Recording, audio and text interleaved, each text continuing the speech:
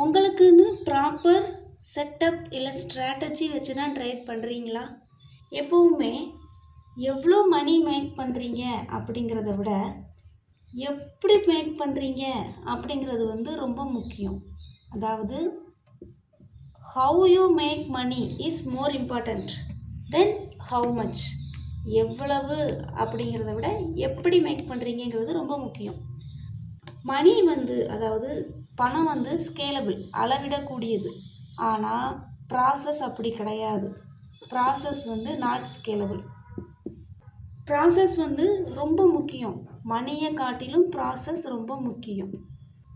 நீங்கள் உங்களால் ஒரு 100 ரூபாயை 1000 ரூபாயாவோ இல்லை இந்த 1000 ரூபாயை 10,000 ரூபாயாவோ இந்த 10,000த்தை 1 லட்சமாவோ இந்த 1 லட்சத்தை 1 மில்லியனாவோ உங்களால் மாற்ற முடியுது அப்படின்னா இதுதான் இங்கே ப்ராசஸ். இந்த ப்ராசஸ் தான் ரொம்ப முக்கியம்.